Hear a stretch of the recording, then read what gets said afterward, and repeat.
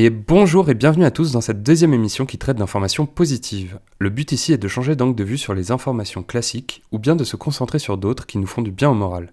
Sachez qu'il ne s'agira jamais de nier ou de diminuer la peine causée par le reste des événements dans le monde. Si jamais vous ressentez ce genre d'impression à un moment de cette vidéo, d'une précédente ou bien d'une éventuelle future, ce n'est que fortuit et involontaire. Allez, positivons.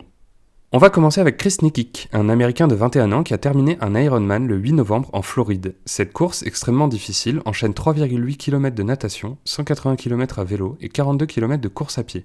La particularité de Chris ? Il est atteint du Down syndrome, autrement appelé la trisomie 21. Il devient donc le premier homme de l'histoire à accomplir cet exploit avec ce handicap en terminant avec un chrono final de 16h46 minutes et 9 secondes, c'est-à-dire un peu moins de 14 minutes en dessous du temps limite de 17 heures qui l'aurait disqualifié.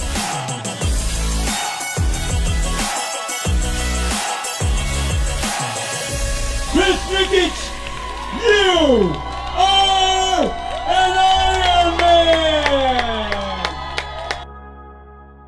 Apparemment, il se serait entraîné spécifiquement pour cette course pendant 1 an à raison de 4 heures par jour, 6 jours par semaine, motivé par la devise « Chaque jour, 1% meilleur ». Au-delà d'être un Ironman, Chris est devenu un héros, un modèle, un exemple à suivre de motivation, de persévérance et d'amélioration de soi-même.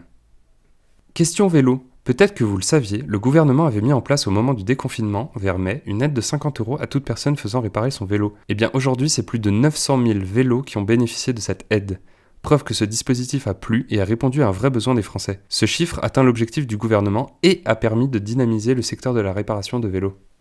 En Loire-Atlantique, une collecte de serviettes hygiéniques prévue pour les femmes dans le besoin s'est vue annulée avec le nouveau confinement. Pour pallier à la situation, le conseil départemental a fait don de 3000 paquets de protection à 7 associations. Le coût de l'hygiène pesant lourd dans le budget féminin, c'est quand même plaisant de voir des dirigeants politiques se soucier de cet enjeu sociétal. Et à Marseille, une fédération de commerce a mis en place un service mutualisé de livraison à vélo sur la base de sociétés de livraison à vélo non ubérisées. 2 adolescentes australiennes de 17 et 19 ans viennent de déposer un recours en justice devant le gouvernement contre le projet de la plus grande mine de charbon du monde, dans l'état du Queensland. On leur souhaite tout le courage du monde dans ce combat contre l'une des industries les plus polluantes au monde. Vous l'avez certainement entendu passer cette semaine, les laboratoires Pfizer et BioNTech ont annoncé avoir trouvé un vaccin efficace contre le coronavirus. Je tairai donc les chiffres à ce sujet. J'ai juste choisi d'en parler, parce que, quoi qu'on en pense, c'est quand même un beau pas dans notre combat pour une vie décovidée. En Égypte, une centaine de sarcophages ont été découverts puis dévoilés dans 3 puits funéraires à 12 mètres de profondeur, dans la région de Saqqara au sud du Caire. Les fouilles ont également permis de mettre au jour des dizaines de statues de divinités ainsi qu'au moins une momie. La statue la plus ancienne date de plus de 4000 ans. Un vrai trésor. En remportant le Grand Prix de Turquie ce dimanche 15 novembre, le pilote britannique de Formule 1 Lewis Hamilton remporte son 7e titre de champion du monde, égalant ainsi la légende Michael Schumacher. Alors, tenez-vous bien.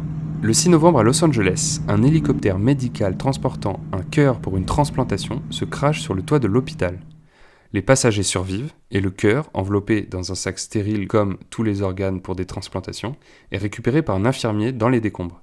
Mais alors qu'il est en train de quitter le lieu du crash avec le cœur, qui est toujours dans son sachet, il trébuche et envoie valdinguer le cœur sur le sol. Au final, il le ramasse, la transplantation a lieu et réussit et tout le monde va bien. Et pour terminer, pour tous ceux que ça peut intéresser, les pompiers australiens ont sorti leur calendrier 2021 dans lequel ils posent torse nu avec des bébés animaux. Une partie de la récolte de fonds ira à des associations de défense pour les animaux pour faire suite aux immenses incendies de cette année en Australie. Je vous laisse aller regarder ça et vous souhaite une excellente fin de journée. J'espère que cela vous a plu de recevoir ces quelques bonnes ondes. Je vous propose de rester chaque jour positif et de muscler votre optimisme avec douceur et persévérance pour réussir à profiter de toute la lumière qui existe, elle aussi, dans notre monde.